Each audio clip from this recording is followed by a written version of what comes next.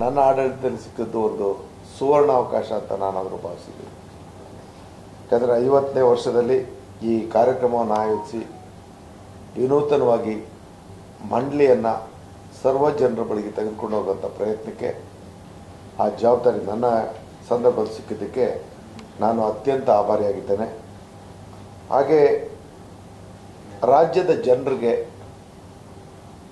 ಈ ಮಂಡಳಿಯ ಕಾರ್ಯ ಚಟುವಟಿಕೆಗಳನ್ನು, ಕಾಯ್ದೆಯ ವಿಶೇಷತೆಯನ್ನು ಮತ್ತು ಪರಿಸರದ ಅರಿವನ್ನು ಸರ್ವರಿಗೂ ಉಂಟಾಗೋ ರೀತಿಯಲ್ಲಿ ಕಾರ್ಯೋನ್ಮುಖರಾಗಬೇಕು ಅನ್ನುವಂಥ ದಿಕ್ಕಿನಲ್ಲಿ ನಾವು ಎಲ್ಲ ಭಾಗದಲ್ಲೂ ನಾವೇನು ಜಿಲ್ಲಾವಾರು ನಾವು ಕಾರ್ಯಕ್ರಮವನ್ನು ಹಮ್ಮಿಕೊಂಡಿದ್ವಿ. ನಮ್ಮ ಮನವಿ ಪರಿಸರದ ಅರಿವಿನ ಜೊತೆಯಲ್ಲಿ ನಿಮ್ಮ ಸಹಭಾಗಿತ್ವ ಅತಿ ಅವಶ್ಯಕ.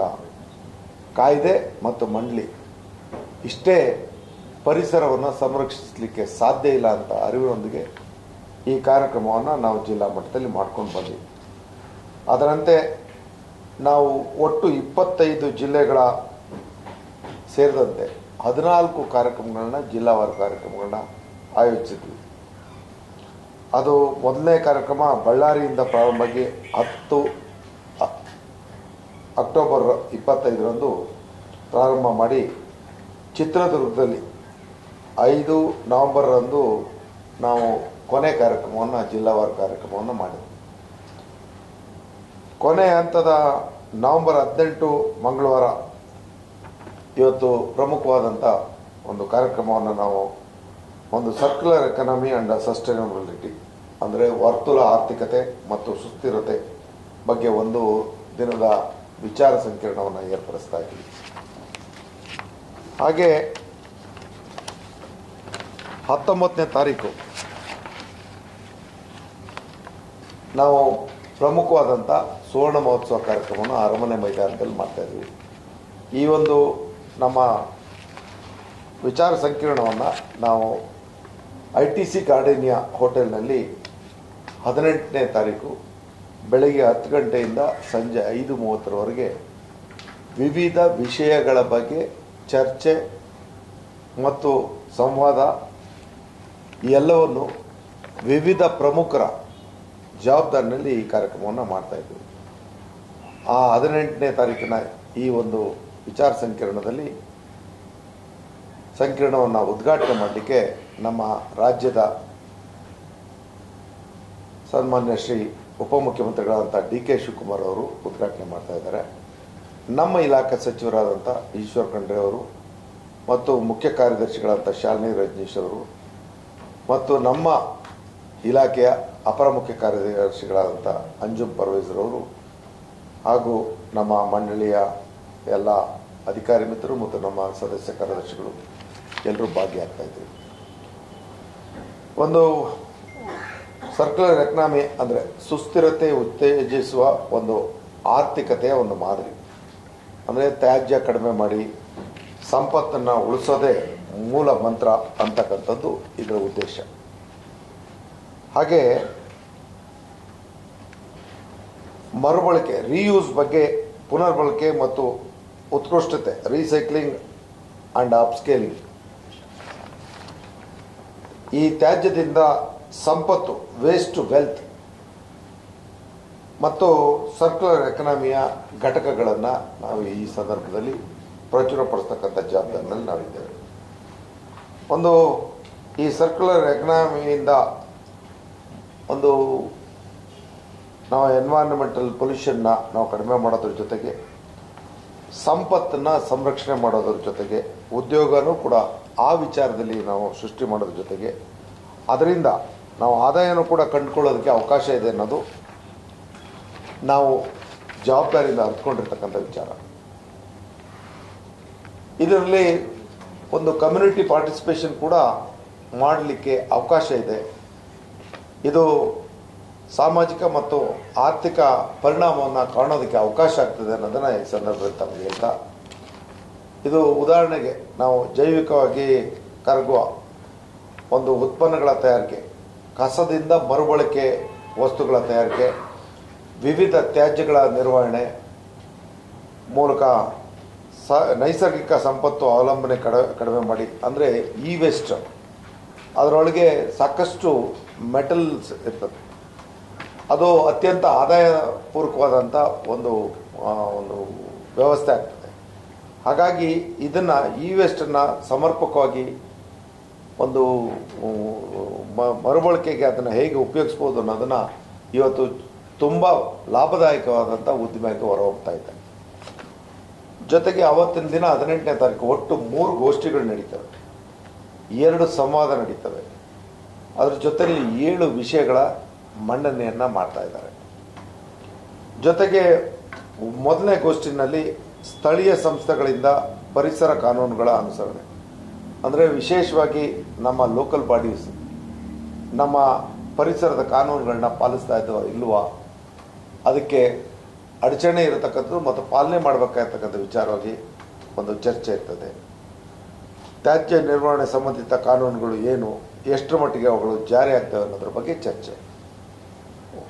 ಜೊತೆಗೆ 3 ವಿಷಯಗಳ ಮಣ್ಣೆ. ISCC ಸಂಸ್ಥೆಯ ಡಾಕ್ಟರ್ AB ಮಂಜುನಾಥ್ ತ್ಯಾಜ್ಯ ನಿರ್ವಹಣೆಯಲ್ಲಿ ವರ್ತುಲ ಆರ್ಥಿಕತೆ ಮತ್ತು IIMನ ಪ್ರೊಫೆಸರ್ ರಾಜೀವ್ R ತ್ರಿಪಾಠಿ ಇವರು ವ್ಯಾವಹಾರಿಕ ಹೊಣೆಗಾರಿಕೆ ಮತ್ತು ಸುಸ್ಥಿರತೆ ಸೂಚ್ಯಂಕ ನಿರ್ಮಾಣದ ಮಹತ್ವ. BCIC ಸಂಸ್ಥೆಯ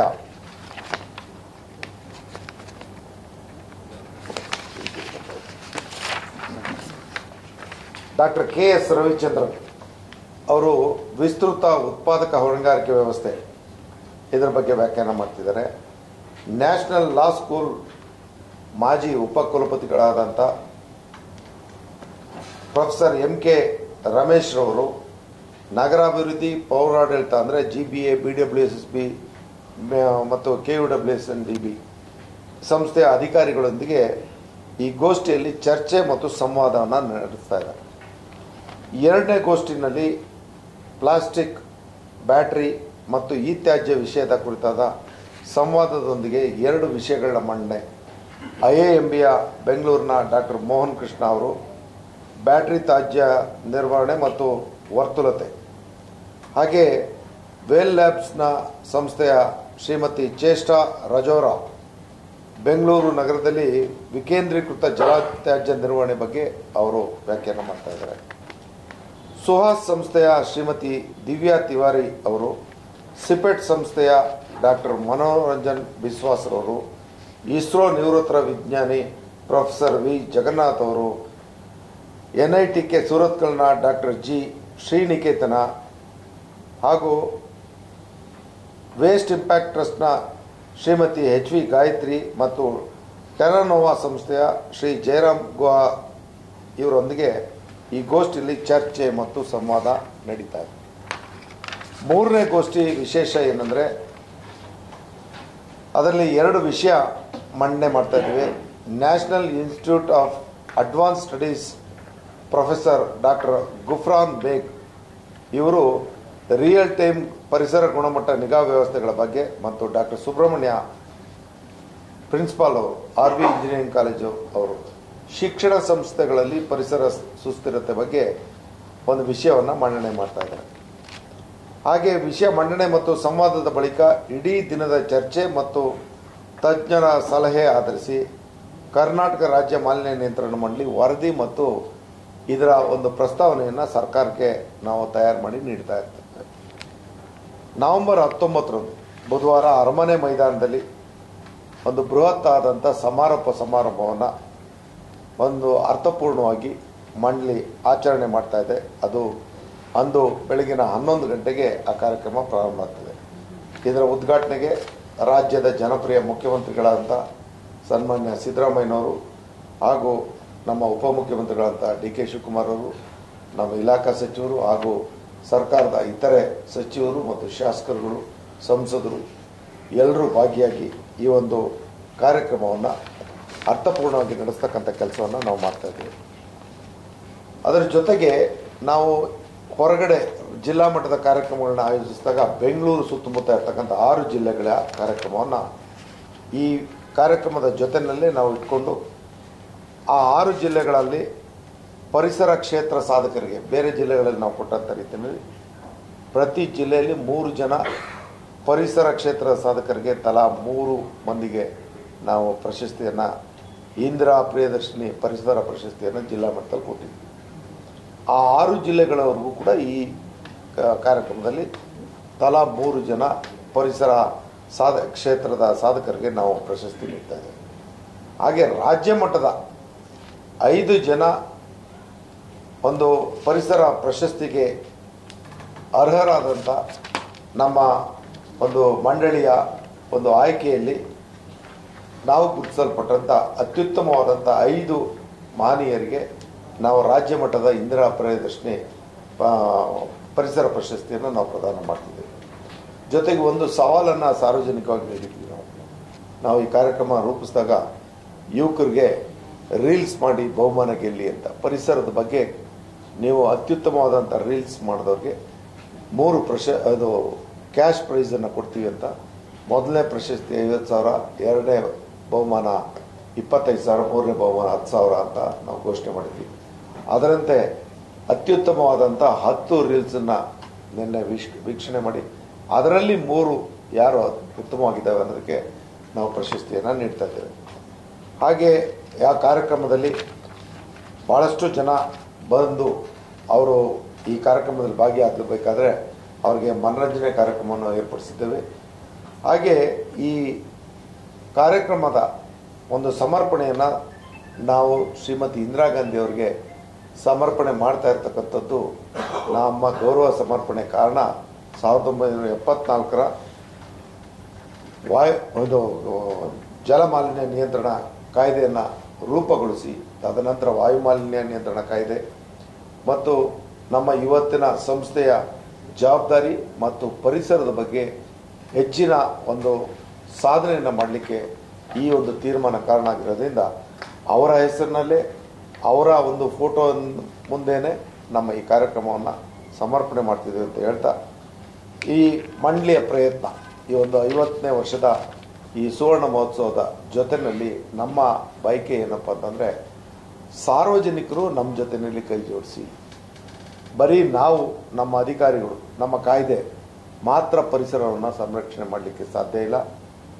ಸರ್ವರು ಇದರಲ್ಲಿ ಅರಿವನ್ನು ಉಂಟು ಮಾಡಿಕೊಂಡು ನಮ್ಮ ಜೊತೆ ನೀವು, ನಿಮಗಾಗಿ ನಾವು ಪರಿಸರ ಉಳಿಸೋಣ ಬನ್ನಿ. ಎಲ್ಲ ನನ್ನ ಮಾಧ್ಯಮದ ಸ್ನೇಹಿತರು ನಮ್ಮ ಕರೆಗೆ ಹೋಗ್ಬಿಟ್ಟು ಇವತ್ತಿನ ಒಂದು ಸುದ್ದಿಗೋಷ್ಠಿಗೆ ಬಂದಿರೋದಕ್ಕೆ ತಮಗೆಲ್ಲರಿಗೂ ಅತ್ಯಂತ ಆಭಾರಿಯಾಗಿ